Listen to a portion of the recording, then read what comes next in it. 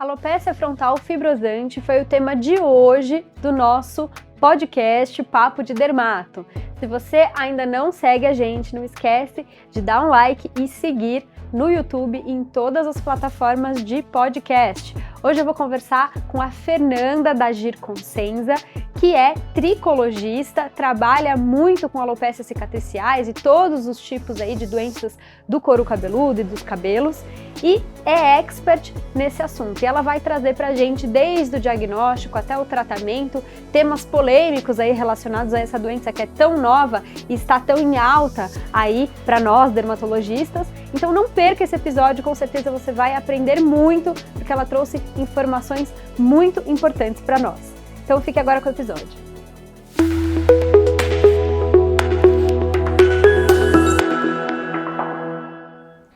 Olá, estamos aqui para mais um episódio do nosso Papo de Dermato e hoje eu estou aqui com a doutora Fernanda da Gir Consenza, que é graduada e dermatologista pelo Hospital da Faculdade de Medicina da USP de São Paulo, Hospital das Clínicas. Depois ela fez tricologia e ainda é colaboradora no Hospital do Servidor Público Municipal. E hoje a gente vai conversar sobre alopecia frontal fibrosante, que é um tema que está super em alta. Sim. Eu queria agradecer muito a sua presença aqui, Fernanda. Fernanda é uma amiga pessoal minha também, né? Além de ser super expert nesse assunto.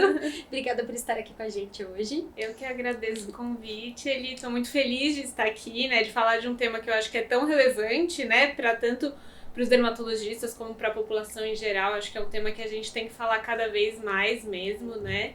Eu vejo no consultório, às vezes, as pacientes vindo com esse diagnóstico tardio realmente porque as pessoas acabam não pensando, né, que podem ter alguma alteração de cabelo porque elas realmente não conhecem a doença. Então, acho que quanto mais a gente falar e quanto mais a gente ficar esperto com sinais precoces para o diagnóstico, eu acho que é sempre muito bem-vinda, né? É verdade, com toda razão.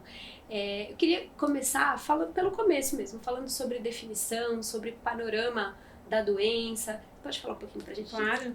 Então, se a gente for pensar na frontal fibrosante, ela é uma doença relativamente nova, né? Ela foi descrita em 94 lá por Kossar, que ele descreveu 6 mulheres pós-menopausa caucasianas, né? Ele é da Austrália e ele descreveu essa alteração de sobrancelhas, rarefação de sobrancelhas e tem essa alteração de linha de implantação capilar. E aí começou a vir a história da frontal fibrosante, cada vez sendo mais estudado. E a gente vê ao longo de todos esses anos, né, a prevalência aumentando muito na série de casos, né? Então a gente vê realmente assim que é quase uma epidemia tricológica, né? A gente que trabalha com cabelo, a gente vê cada vez mais chegando pacientes. E por isso que a gente faz pensar, né, se tem algum fator ambiental envolvido, né? Porque é estranho, né? Tantos casos aumentando, né? Então, será que a gente se expõe a algum fator ambiental e algumas pessoas com uma predisposição genética acabam desenvolvendo a doença, né? E essa é a grande questão da doença, né? Que a gente não sabe exatamente por que ela acontece. Mas a gente sabe que é um perfil que pega principalmente mulheres, a grande maioria, é muito raro acometer homens, principalmente mulheres mais pós-menopausa, mas hoje nos estudos mais atuais a gente tem visto também relatos de mulheres um pouco mais jovens também. Aí a questão é, será que a gente está mais esperto em fazer o diagnóstico, né? E a gente consegue fazer o diagnóstico mais precoce? Ou será que as pessoas estão tendo essa exposição também já mais precoce a esse possível fator ambiental, né? Então, antigamente, assim, era 100% pós-menopausa, hoje tem aquela série grande lá do Vano, que ele fez de 350 pacientes lá em 2014, uns 86% pós-menopausa. Então a gente vê, às vezes, no consultório chegando gente com 30 e tantos anos, 40 anos, então não tão mais velha, né? E a gente sabe, então, que ela é uma alopécia cicatricial, né? Então o pelo que é afetado se perde, né? E ela é linfocítica primária, então o acometimento é primário folicular, né? A gente vai ter um acometimento difuso de pelos, né? Então a gente sabe que vai ter acometimento de supercílios, de borda de couro cabeludo, mas também pode ter acometimento de pelos corporais. É uma coisa que as pacientes relatam, né? E nos homens também lembrar das barbas. E cílios também podem ser acometidos. Um dos primeiros sinais, muitas vezes, é a alteração de sobrancelha, né? que vai ter um acometimento mais ou menos de 80%, e 1/3 pode começar pelas sobrancelhas. E aí vem aquela coisa, viu alguma alteração de sobrancelha? Não correr para fazer a micropigmentação, né? Procurar um dermato. Isso também é uma coisa que as pessoas hoje em dia tá muito, né, micropigmentação, pigmentação, e às vezes deixa passar esse diagnóstico precoce, né? Que se a gente vê alguma alteração de sobrancelha, bota lá o dermatoscópio na linha de implantação pra gente ver se tem essa alteração, né, de ausência de velos, alguma área que seja mais sugestiva. Além disso, né, é uma doença que acomete pele, então a gente sabe que pode ter alteração cutânea, né, que a gente vê na face, e a alteração também é uma dermatite de interface, que ela vai se manifestar clinicamente dependendo também até do fototipo do paciente. Então tem paciente que vai parecer uma rosácea, tem paciente que vai fazer aquela dermatite de interface, depois faz o depósito e dá um tipo líquen plano pigmentoso, que também acaba confundindo muito com o melasma, né? Tem estudo hoje em dia mostrando que uma dica às vezes vê acometimento dessa região também da pálpebra superior. E tem as pápulas da face também, né? As pápulas da face a gente sabe que é uma alteração que se dá porque a gente tem uma atrofia de pele, né? A gente vê as pacientes, se você for ver a área de acometimento, é uma pele fina, brilhante, com os vasos aparentes também, né? E o que acontece nas pápulas da face é que as glândulas de sebo, elas antes que eram cobertas por uma pele mais grossa, por essa pele ficar mais fina, acaba aparecendo o relevo, né, dessas glândulas, e por isso que dá essas bolinhas, né? Por isso que um dos tratamentos também é o Roacutan, né?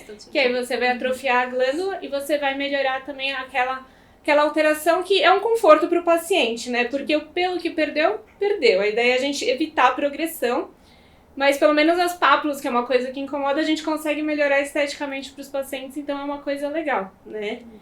Então basicamente é isso, né? É uma doença que a gente tem que ficar sempre de olho para fazer o diagnóstico precoce, e que vai acometer principalmente, né, esses pelos da face, né, clinicamente, e a gente sempre olhar a borda, não esquecer de olhar também a região occipital. Tem estudo hoje mostrando que 1/3 também tem acometimento de região occipital. E é isso, eu acho que o importante é a gente ter sempre na cabeça, né, às vezes a gente pode fazer o diagnóstico precoce, por exemplo, por alteração de pele. Às vezes a alteração de pele vai preceder a alteração dos pelos, né, então a gente tendo essas dicas e essas coisas na cabeça, eu acho que é importante pra gente investigar, né? Você sempre faz biópsia quando você suspeita clinicamente? Sempre, sempre. Mesmo às vezes for um caso meio escancarado, tem uns que falam assim, nossa, é a cara da frontal, né?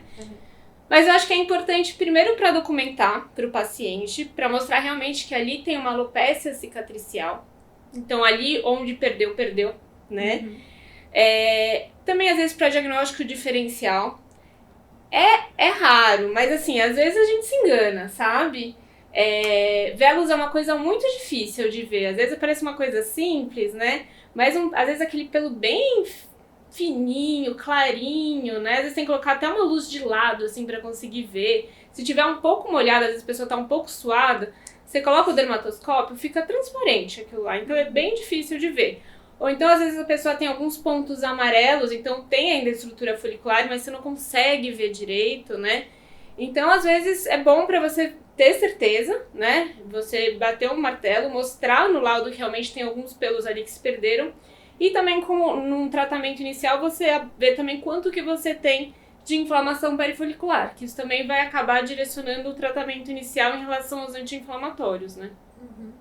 E quais são os critérios diagnósticos, assim? Você falou várias características que eu achei fantástico, até essa parte da pálpebra, que eu queria depois até que se você pudesse explorar um pouquinho mais, essa pigmentação diferenciando aí do melasma, mas queria que você falasse um pouquinho dos critérios diagnósticos mesmo, para uma pessoa que está começando ali, para ela ficar mais atenta na hora de fazer o diagnóstico. Então, a gente vai ter que sempre, assim, alteração de sobrancelha só tem mais de um diagnóstico diferencial, né? Então pode ser areata, pode ser sífilis, pode ser hanseníase e pode ser frontal, né?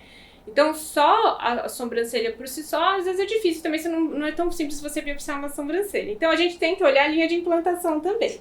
E aí na linha de implantação você vai tentar procurar áreas que não tem velos, né? Uma área realmente despelada que você acha que não tem abertura folicular também. Então, uma área que você acha que é cicatricial. Porque não adianta você fazer uma biópsia se você não tem uma área sugestiva de cicatricial, senão você não vai ajudar o seu patologista também, né? Então a ideia é você pegar uma área lisa, sem pelinhos e sem abertura folicular, pra gente fazer a biópsia e mandar pro patologista e ele dizer pra gente, olha, tem, aí a gente manda pra fazer um corte horizontal, né? Porque aí ele consegue, a gente tem de padronização um punch de 4, né? Sim, que a gente tem. Isso é bem importante. Que a gente sabe que, por exemplo, num couro cabeludo caucasiano, a gente espera de 20 a 30 folículos. Couro cabeludo negro um pouco menos, né? De metade a 1/3 disso. E aí a gente vai ver se tem redução da densidade folicular. Então tem menos pelos do que deveria. Às custas do quê? Tem um trato cicatricial, então aquele folículo foi substituído, né, por uma cicatriz, por um processo inflamatório. Tem inflamação perifolicular, quanto que tá discreto, tá moderado, tá acentuado, né? E com isso você consegue fazer o diagnóstico, mas é importante você achar clinicamente uma área sugestiva, né, que não que seja cicatricial e o patologista confirmar isso para você, né? Não adianta só ter às vezes a inflamação, né? Mesmo porque a gente às vezes não sabe como é que é uma biópsia de um couro cabeludo normal, né? Às vezes a gente biopsia e a gente vê que às vezes o couro cabeludo normal tem inflamação, tem dermatite seborreica, e às vezes não é só inflamação alta no infundíbulo, porque pra gente o que interessa na frontal é a inflamação isquêmica, porque o problema é quando pega o buge, onde tem as células tronco, né? Então, o importante é a gente realmente ter uma biópsia com característica cicatricial pra gente bater o martelo. E clinicamente a gente vai ter esse acometimento principalmente de borda, né? Então, perda de costeleta também, e essa testa que vai tendo essa retração pra trás. Acho que é bastante importante isso que você falou, né, do tamanho do punch, porque às vezes a pessoa tá ali no consultório, ela tá sensibilizada com aquilo que o paciente tem, ela quer diminuir aí o tamanho do punch para ficar com uma cicatriz menor, mas isso acaba, às vezes, prejudicando o diagnóstico do paciente. Então, acho que isso que você falou é muito importante, que a gente tem que sempre priorizar fazer com punch 4 por conta da padronização ali de análise, né, histológica. E mandar para um patologista que tem experiência para cabelo. Exatamente. Eu, às vezes, falo pro paciente, assim, seu convênio não cobre, mas não adianta, é melhor pagar e mandar para um lugar que a gente tem certeza que vai ter uma avaliação concreta, né, e fidedigna, senão realmente vai ter jogado uma biópsia no lixo, né? Então, não é todo mundo que tem experiência de ver cabelo, então o ideal é procurar na cidade que você atende alguém que seja referência ou enviar para algum outro centro, né, que você realmente tenha confiança e possa conversar com o patologista, qualquer coisa. Porque senão mais confunde do que ajuda, né? E agora falando na parte de diagnósticos diferenciais, a gente falou do melasma, queria que você até voltasse um pouquinho no que você falou da pigmentação da pálpebra também, e contasse pra gente um pouquinho dos diagnósticos diferenciais, que critérios que você usa pra pensar nisso e não naquilo, etc. Dá umas dicas pra gente. Pensando na parte do cabelo, né, então a gente tem que pensar doenças de borda, né, de couro cabeludo. Então, diagnósticos diferenciais seria, por exemplo, a alopécia de tração, né? A alopécia de tração, então você vai ter, diferente da frontal, você vai manter as aberturas foliculares com os pontos amarelos, né? Mas nem sempre é fácil você ver esses pontos amarelos, dependendo principalmente do fototipo. Fototipo alto, às vezes é bem difícil de ver ponto amarelo, né? Então, às vezes pode ficar na dúvida, né? E às vezes pode ter as duas coisas juntas também, né? Enfim. Um outro diagnóstico diferencial seria a alopecia areata-eufyásica, né? No geral, a areata vai ter essa característica dinâmica, né? Então ela meio que vai repilar e vai perder, enfim. Mas tem umas que ficam ali mais crônicas, assim, que não vai nem pra frente nem pra trás, e às vezes é difícil o diagnóstico também. E aí, mais uma vez, a gente veria os pontos amarelos, né?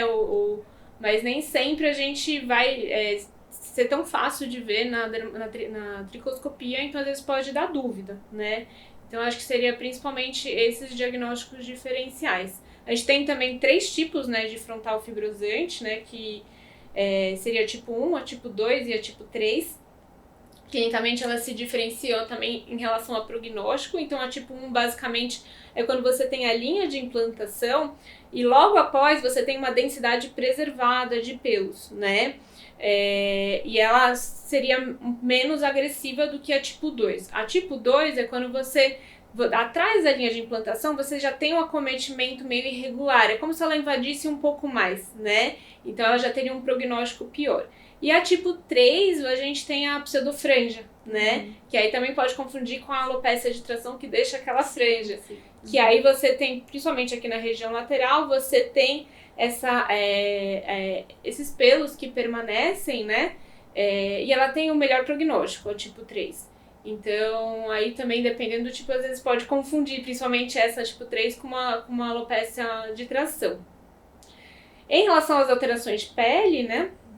Então, a diferença de melasma, de líquen plano pigmentoso, clinicamente é muito difícil, na verdade. Assim, por experiência, a gente vê assim que às vezes as pacientes, você vê quando elas estão fazendo a dermatite de interface. São pacientes com pele muito sensível, né? Primeiro é isso. Às vezes é aquela paciente que você passava algum produto, ela irrita com tudo, assim, qualquer coisa que você faz irrita mais fácil também. E às vezes elas falam assim, nossa, tem uns vermelhões, assim, e você vê a pele ali meio vermelha e depois aquilo vira um depósito mesmo e acaba dando líquen plano pigmentoso. Quando você vê essa fase, é até mais fácil você entender que aquilo é um líquen plano pigmentoso. Mas quando já tá na fase final só de depósito, é mais difícil, né? E aí tem estudo mostrando que aqui era uma área mais sugestiva de líquen plano pigmentoso da frontal do que do melasma, né? Mas, assim, mesmo biópsia, dependendo da fase que for, às vezes é difícil diferenciar mesmo, né? Exatamente. Então, acaba sendo mais difícil. Aí a gente tem as pápulas, né, que eu comentei também. Pra também não confundir, sei lá, com comedos, alguma outra coisa assim, né? A rosácea-like também, que são essas alterações também de pele, tipo de dermatite de interface. E tem algumas pacientes que têm tipo vitiligo-like também, né? Que seria uma fase também final ali, depois de você ter essa dermatite de interface, você acaba tendo essas áreas mais hipocrômicas, acrômicas também que pode acontecer. E essas alterações de pele, às vezes, como eu falei, pode ser um primeiro sinal pra você, tipo, ficar com a pulga atrás da orelha e colocar o dermatoscópio ali na linha de implantação também, né? Verdade. E a gente sabe que, além do diagnóstico ser um desafio, a gente parte para o tratamento, que é um outro grande desafio. Sim. Então, eu queria que você falasse mais ou menos como que você faz esse planejamento terapêutico e também um pouquinho entrar na polêmica aí dos tópicos da frontal fibrosante. Como que você faz essa abordagem? Como que você orienta o paciente? Eu acho que isso aí tem bastante assunto para falar. Tem.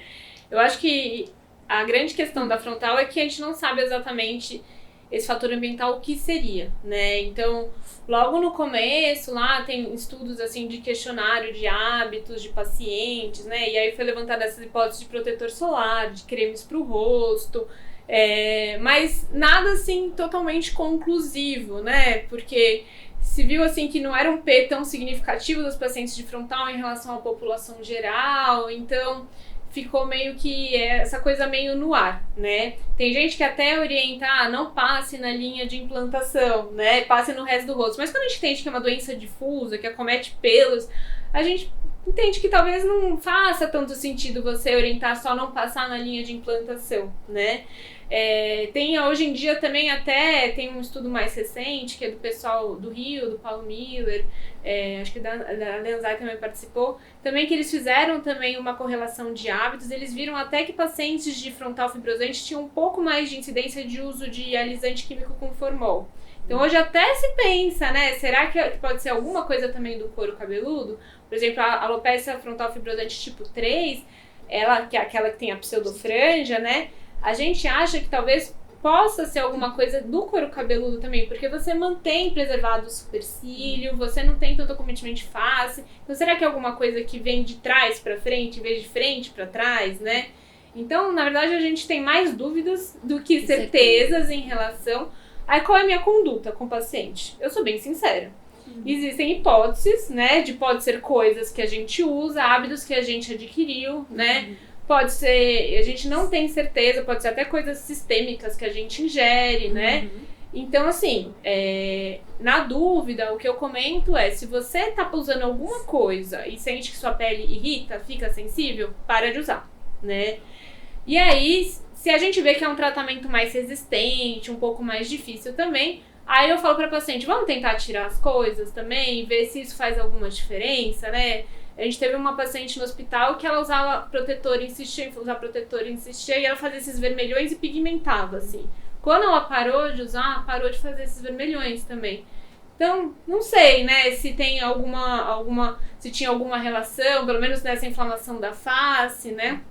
E hoje a gente até pensa também, se as pacientes têm essa alteração de pele que às vezes vem antes do cabelo, será que elas também adquiriram esse hábito de usar mais protetor, né, se cuidar mais da pele porque apareceu essas alterações de pele e aí foi uma consequência aos cosméticos, ou elas já usavam? Que veio antes, né? É muito difícil, porque quando a gente vai ver a doença, os hábitos já aconteceram antes, né? Então é uma doença difícil da gente entender a causa e o efeito, né?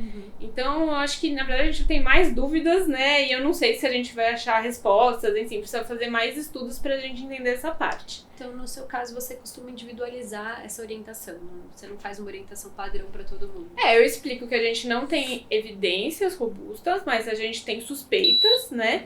Eu acho que tudo que usar e irritar, evita, né?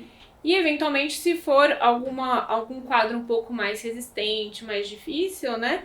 A gente vai tentando deixar o mínimo possível, realmente, assim, e ver se de alguma forma ajuda, né? Além do tratamento que a gente já tá fazendo.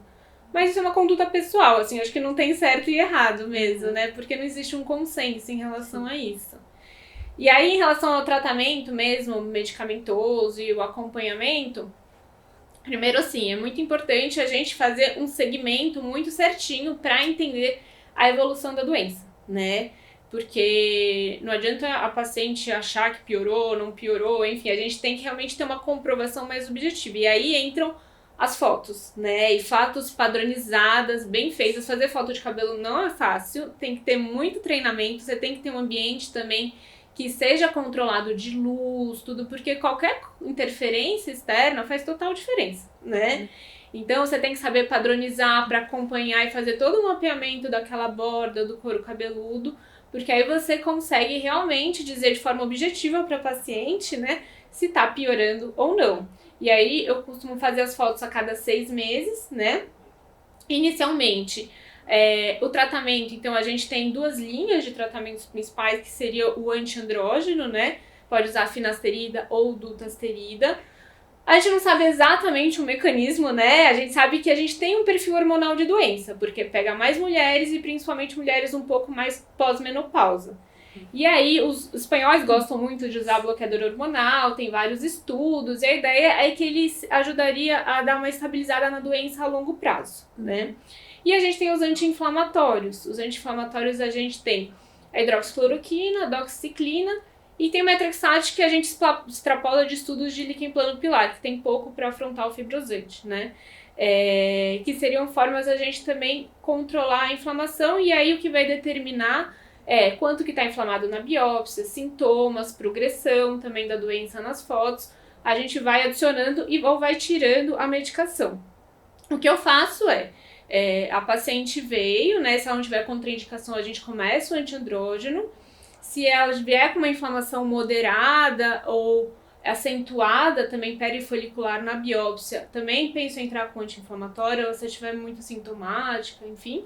E aí, conforme a gente vai fazendo as fotos, se vier, por exemplo, em 6 meses, ainda com piora das fotos, a gente pensa em adicionar outro anti-inflamatório.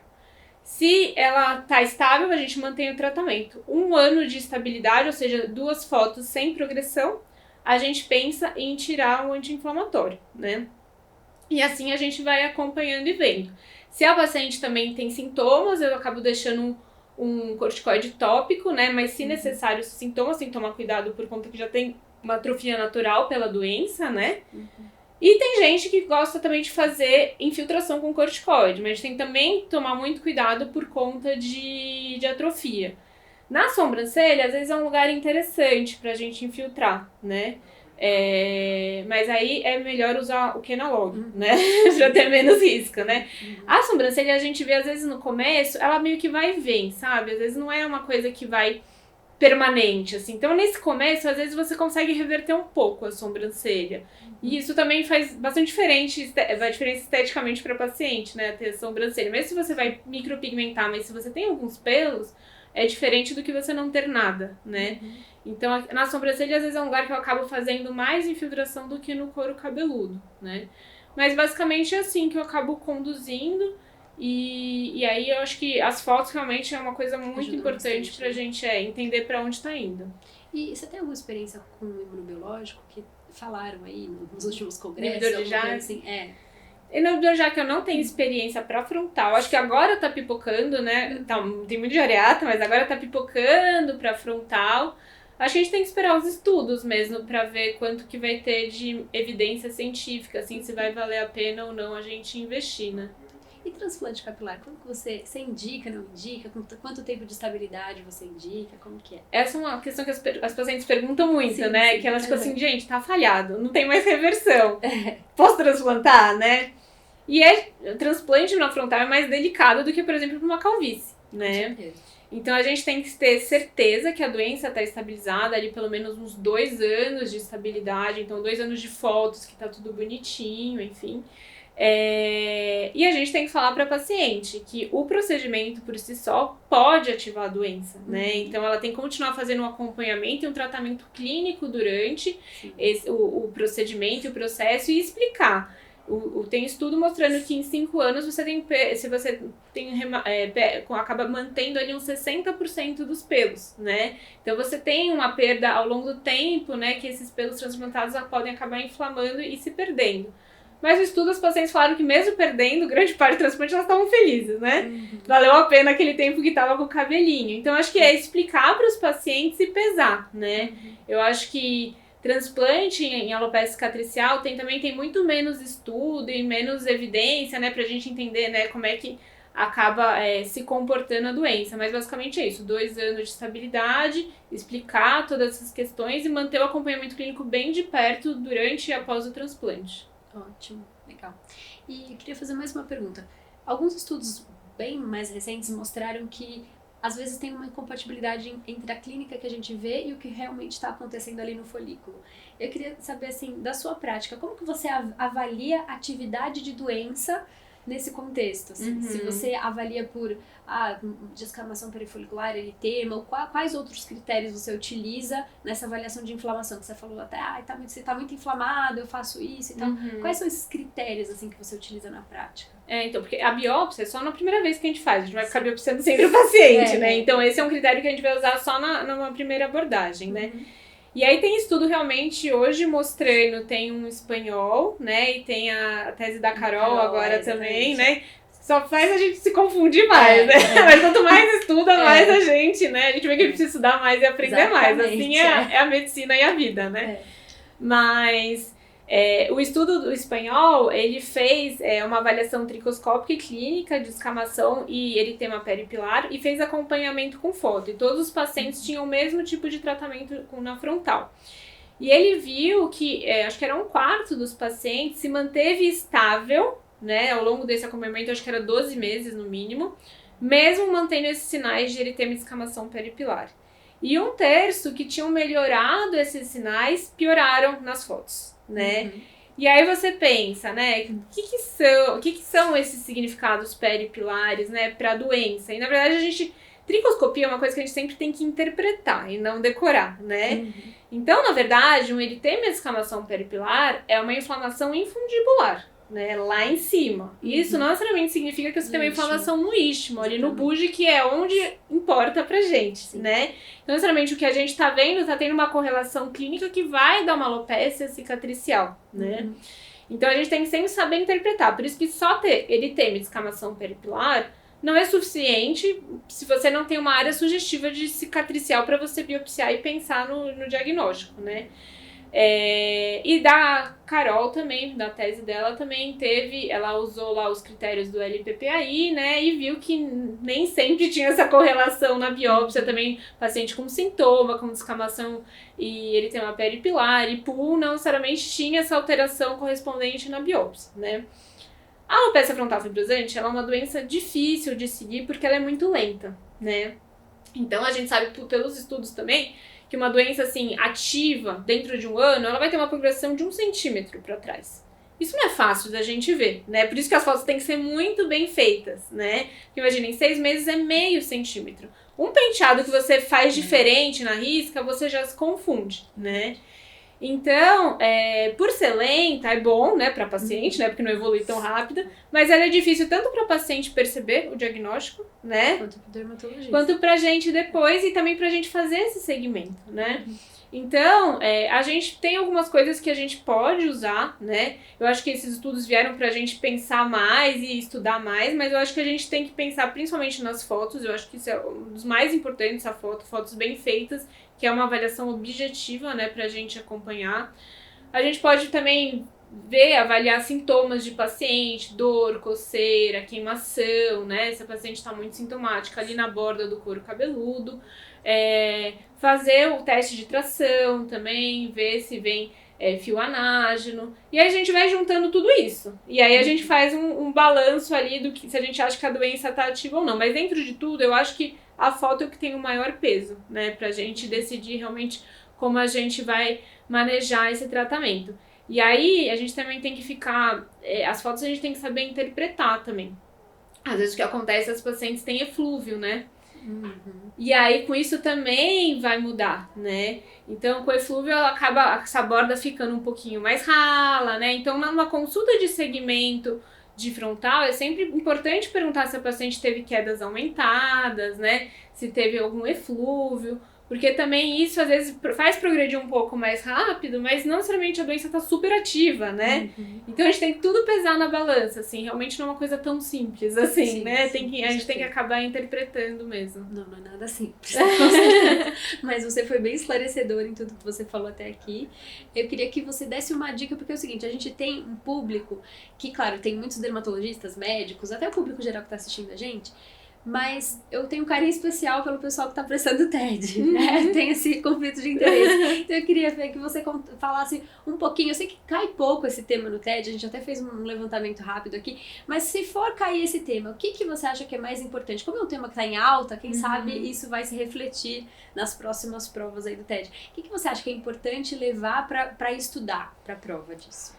Eu acho que a parte de tricologia é uma área que está crescendo cada vez mais, né? Está tendo cada vez mais estudo, né? É uma área relativamente nova, assim, né? Eu acho que está tendo cada vez mais congresso, então eu acho que isso vai acabar refletindo nas questões na prova, imagino eu, sim, né? Sim. Mas eu acho que é importante a gente entender o conceito, né, da frontal fibrosante, que é uma alopecia cicatricial, primária, linfocítica, que ela pode ter esse acometimento difuso, que ela vai acometer a borda, vai acometer supercílio, que tem subtipos também, né? O tipo 1, tipo 2, tipo 3, com essas alterações de pele também. Eu acho que a clínica, assim, eu acho que, e também entender um pouco da histologia, tudo, eu acho que é importante, assim, eu acho que seria as coisas que tem mais evidência, eu acho, assim, que pode ser mais perguntado na prova mesmo. Legal. Perfeito. Fernanda, eu queria agradecer muito a sua presença aqui. Acho que para quem assistiu a gente, com certeza foi uma baita revisão sobre frontal fibrosante e com certeza vai ser muito útil para quem estiver escutando, para lembrar e inclusive aprender bastante. Eu aprendi muito aqui com você hoje. Queria agradecer demais a sua participação aqui com a gente. Eu fico feliz, foi um prazer estar aqui, foi muito gostoso falar de um tema que eu gosto, que eu trabalho bastante, né, trazer um pouco da experiência pessoal.